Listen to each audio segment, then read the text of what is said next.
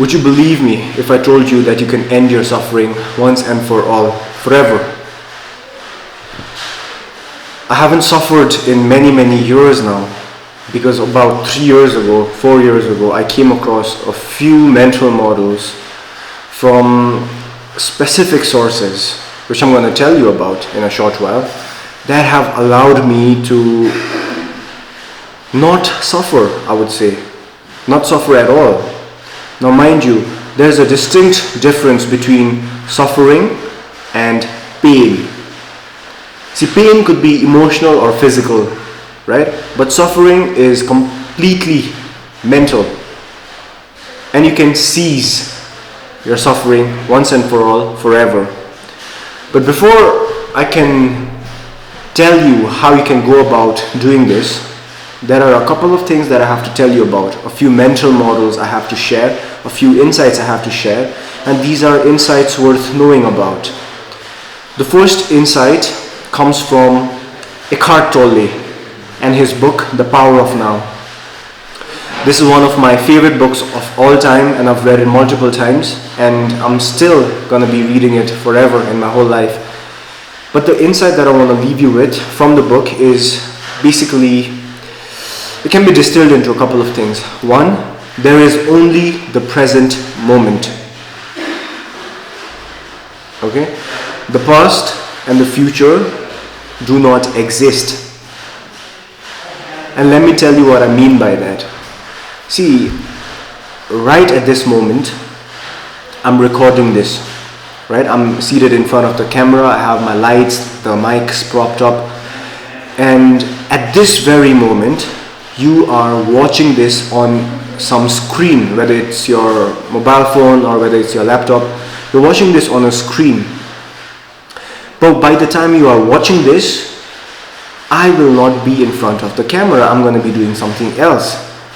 So this phenomena, this activity of me recording, sitting in front of the camera and recording a video, is in the past. Do that make sense? Just like you watching this, in a few minutes time, in a few hours time, this activity of you watching me on a screen talk to you about this goes into the past. But for the past to exist, you have to call upon your imagination, right? And you do that in the now. See, I swam this morning, right? You could call it the past. But for that reality to exist, I have to call upon my memory. And that I do right now. So for the past to exist, I will have to expand my present. Because I'll have to call upon my memory. Right? And just like with the future, tomorrow I'm going to be swimming again. But right now I'm not swimming. Right? And this is what is actually real right now. Of course, I can imagine about swimming tomorrow, but I do it in the present. Okay, that's concept number one. We can go really deep with just this one concept, with just one insight, but I'm going to keep this one short, and I just want to make another point, which is how to end suffering. So that's point number one. You got to understand that there is only the present moment. Okay?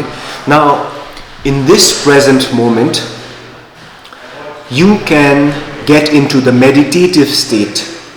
Okay? Now, I can make a whole video about meditation, what meditation actually is, and how to tap into that state, but that's going to be for some other day. But in a jiffy, if I have to surmise things, and if I have to tell you about what the meditative state is, think about it like this. See, if you are really silent, and if you can cultivate some stillness inside of you, as I'm doing right now, as I speak to you,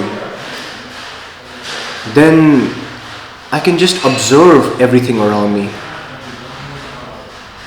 Now this includes the sounds of the cars that are going outside. I don't know if you can hear them. I don't know if the mic is picking things up. But you can try this as a thought experiment. You can just listen to the sounds that are present in your environment. For me, I can hear some cars going by.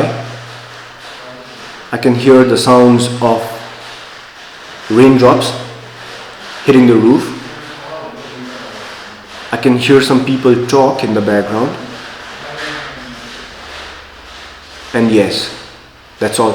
So you'll realize that if in the present moment you cultivate stillness and try to just observe, you simply observe, you can pay a lot of attention to the phenomena of the things that are outside of your control that are taking place.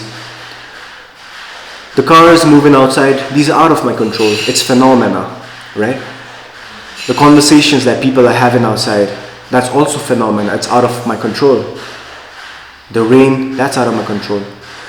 Now, if I sit in silence long enough, and my intention is to not think, I'll realize that my mind will end up thinking. I will have unconscious thoughts. And what that means is, my brain tends to think thoughts without me having to think consciously. Now this is a very interesting way to look at things. You see, breath, for example. I'm breathing right now. You are breathing too, right? And if you notice, if you just observe, you are breathing on autopilot. You don't have to command your body to breathe.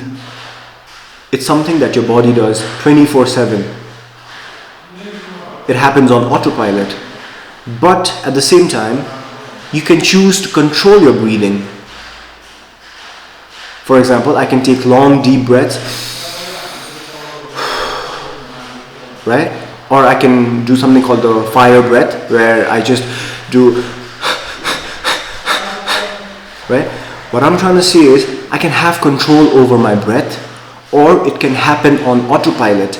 And this is the same thing with your thinking. If I ask you to think about a giraffe with pink and yellow stripes, it's ridiculous, right? It's a ridiculous sight, but a zebra with pink and yellow stripes, you can imagine that, right? You can imagine a zebra with absurd colors. You can imagine, say, a green cat, right? I've never seen a green cat in my life, but if I choose to think about a green cat, my imagination will allow me to do so, right? But if you try to sit still, try this at your own pace. If you try to sit still, and if you try to not think, if not thinking and sitting in silence is your intention, which is what people call meditation, then you'll realize that eventually there are going to be thoughts that come up unconsciously. Now the interesting part is, with enough awareness, you can watch your own thoughts. Hear me out closely. This is important if you really want to take away something of value from this video. If you are conscious and if you are aware and present enough, then you will realize that you can observe your own thinking. Just like you can observe the sounds in your environment, or just like you can observe your automatic breathing happen, you can observe the thoughts. So if you are observing your thoughts, that means that there's the observer and there is the part of you that is thinking. So there's the thinker and the observer, which means there are two of you. And this, when I heard about this for the first time, blew my head off, and I couldn't get my head around it. But over time I came to realize that yes, there are two parts of me, there are two sides of me. One that is the thinker, but one that is the observer that can observe the thinking. Regardless of whether I'm choosing to think consciously or whether the thinking is happening on its own, which is for most people the case, right? Most people think on autopilot all the time. You can still observe these thoughts. Okay, so that's concept number 2. You are always in the present moment. There is no past, there is no future. If the past and the future have to exist, then you'll have to call upon either your memory of the past or the imagination for the future, and that you do in the present moment. So there is only the present moment. That's concept number one. Concept number two, you can watch your own thoughts, you can watch your own thinking patterns. Yeah, that's concept number two. And you can do that, you can watch and observe your thoughts only in the present moment, and it is always the present moment. Right? Now these are the insights from the Power of Now. You can read the book. You'll find it in any good bookstore. It's a must read, I would say, for anyone serious about having a great quality of life. And the second resource that I'd like to suggest you all to consume is the Meditations of Marcus Aurelius, which is basically a great leeway into Stoicism, understanding the Stoic philosophy. I'm a big fan of the Stoic philosophy. So the insight there is basically, there are many insights, of course, but one insight that I'd like to share with you today is called the dichotomy of control. Right? The dichotomy of control. So basically what you do is you separate all of the things into two distinct buckets, two categories. One will have all of the things that are out of your control. The rain, the sun, someone passing away, someone leaving you, someone else's thoughts, actions, the weather, a football game, everything that is outside of your control. You put it in one basket, one bucket, whatever you want to call it. And in the rest, you put it in another bucket. And these are all of the things which are under your control. Now what's under your control? This is where things get really interesting. Your work ethic is under your control. Your habits are under your control. The way you choose to treat people is under your control. I mean, I don't have to explain all this to you, do I? You know what is in your control. But I would like to point something out to you. What is also in your control is how you choose to look at things. Now see, for most people, what happens is, the first thought that comes up about any situation is the one that they go with. For example, say a guy is dating a girl and the girl decides to leave the guy. Alright, nothing unusual there. But think about that scenario. Now how the guy interprets this is completely up to him. Whether the guy is gonna think, oh my goodness, I will never find another woman like this, or oh no, why did she leave me? I don't understand what's going on. I must be worthless. Or it could be, okay, the trash is taking itself out. Or maybe something like, okay, this is what God wants me to face, and this is great. You see, basically what I'm saying is, how you choose to look at things is how they appear. You do not have to go with the first impulse, the first impression, the first interpretation of the situation that your mind gives you. You can choose to reject that. You know, last year I had an injury, and so basically I was playing football and I happened to injure my knee. I landed awkwardly and then my knee happened to twist. I felt a lot of pain, but I did not get an MRI scan. So I got an X-ray done, and there were no fractures, no hairline fractures, none of that. But the pain persisted. But then I did not get an MRI scan at first. A couple of months later, the pain still persisted, and then I decided to finally get an MRI scan. And when I did that, I realized that my ACL was fully torn, which meant that if I ever wanted to get back my athletic abilities, I had to get a surgery. Now the first thing that came to mind was, why the hell does this happen to me? Why has this got to happen to me, of all people? Why is this happening?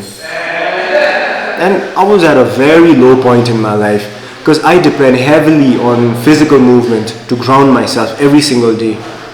Any day I do not have some physical activity, the day doesn't go as good as it could have if I was doing some form of physical activity. So there was just this constant rumination, a lot of regret piling up, thinking about, okay, this shouldn't have happened, and okay, now I'll have to get a surgery, and then I'm gonna have to do my rehabilitation work, and it's gonna take time. I won't be able to play football, nor am I gonna be able to run. So there was this lot of mental chatter going on. The moment I found out that I tore my ACL. But over time, I took the time to reflect and to sit in meditation, to sit in silence. And then what happened was, this is where it all comes together. See, I've been meditating for a while now, and it's nothing new to me. But if you are someone who doesn't meditate, then you should really consider this, whatever I'm about to say to you. I sit in silence, and then I try to listen to all of the sounds I can hear. I try to pay attention to the phenomena, right? We are calling this phenomena. Mind the word.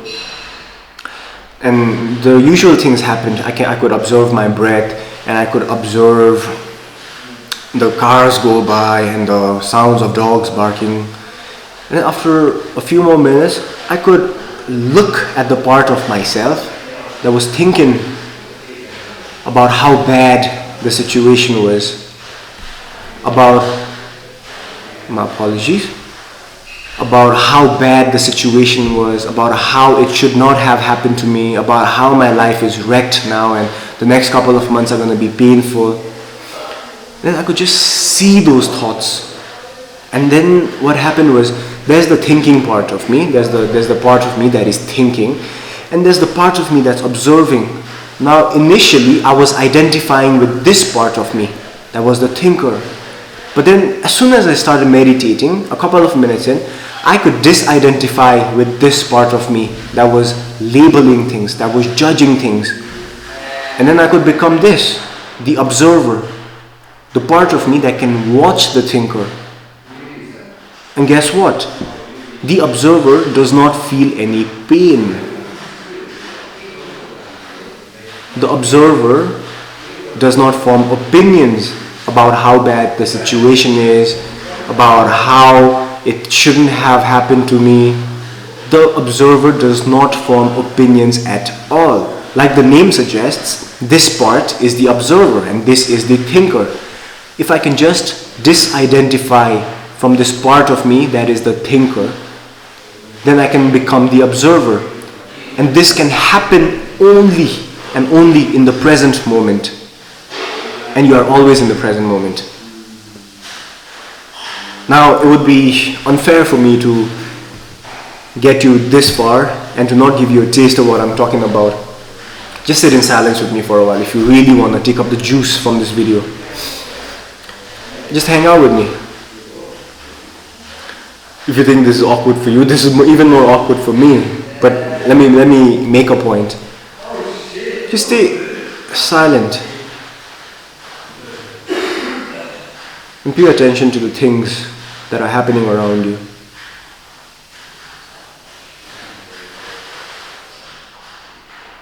For me, I can hear some raindrops still.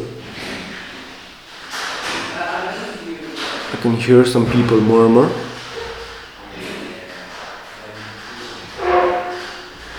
I can hear people dragging some chairs, some tables.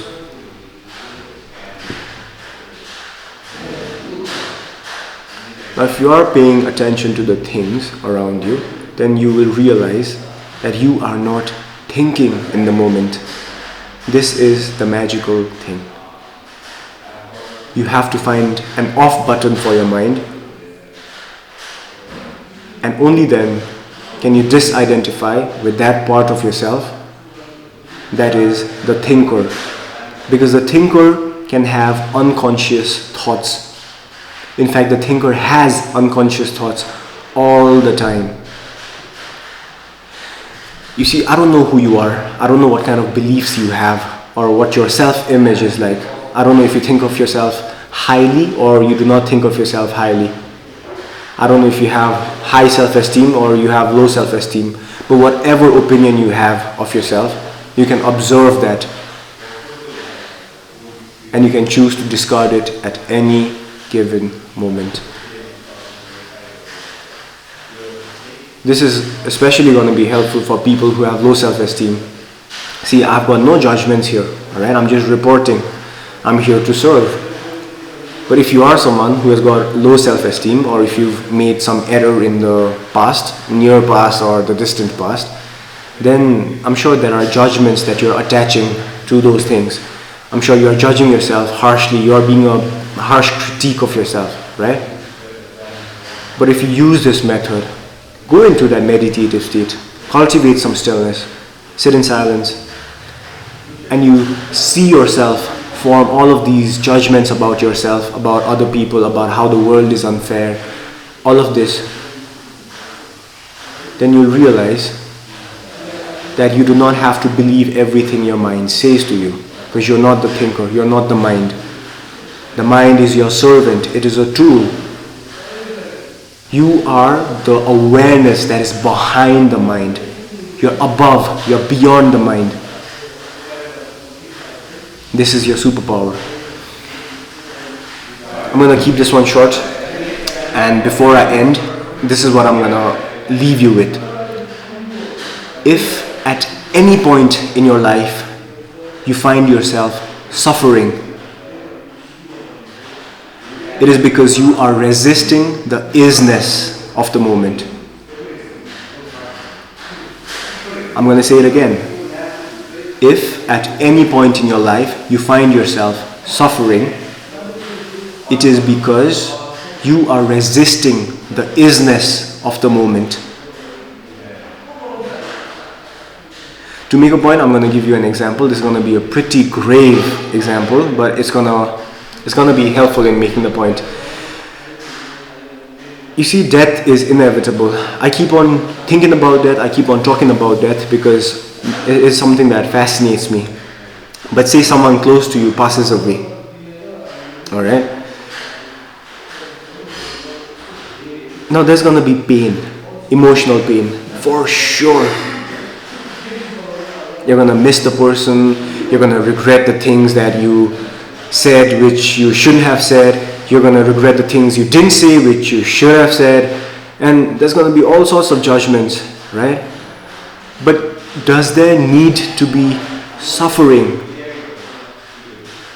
And I'm here to tell you that there's no need to have suffering.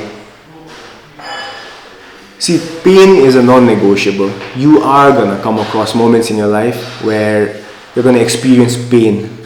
People get into accidents, people lose the people they love, people go through heartbreaks, people take falls, they get injured. And of course there's pain attached to it, but you suffer only when you resist what is. When you start thinking, okay, this should not have happened to me. Okay, why is this happening to me? It is unfair. Oh my goodness. Someone else should be going through what I'm going through. Why am I going through it? This should not have happened. This should have happened instead, etc., etc. All of these judgments that you're forming in your mind and unconsciously is causing you to suffer. So my invitation to you is simply this. Accept the isness. What is. Someone passes away, okay, it's hard, you're going to miss them, it's unfortunate, but it is what it is. The person who was meant to leave has left already. You're going through a heartbreak, your spouse leaves you, your partner, your boyfriend, your girlfriend leaves you. Okay. It is what it is. Am I making sense to you? You accept the isness of the situation and there is no suffering. Suffering happens only and only when you wish things were different than how they are. That's what the Buddha taught, right? Desire is the root of all suffering. So it is our desire for things to be different that causes us to suffer. So give up the need, give up the desire to have things differently. Make peace with what is, and instantly, you're cured. Instantly there's no suffering. And as I told you before, let me summarize all of it. You have to be in the present moment. You have to be present. You can't be in your mind thinking about the past, thinking about the future. That's why people get anxious. That's why people live in regret. That's why people have this habit of worrying, because they're not living in the present. They're either living in the past or they're either living in the future. But in the present moment, there's no suffering. You have to accept things as they are, and that's how you end suffering. So yes, come back to the present moment over and over and over, because it's easy for us to get lost in thoughts. Come back to the present moment. Realize that for the past to exist and for the future to exist, you'll have to give up a figment of the present so that you can call upon your memory or your imagination. That's the only way your past and future are going to exist. But if you are aware, fully aware, in the present, there is no past, there is no future. And how you look at things is how they appear. And the key takeaway is, accept all things as they are, and suffering ceases to exist. Make peace with the isness of things. For one last time, before I put the camera down, if at any point in your life you find yourself suffering, it is because you are resisting the isness of the situation. Make peace with what is, and voila, that's it. There's no suffering anymore. That'll be it for now. I hope this video was helpful, and I shall see you in the next one. All the love, all the power.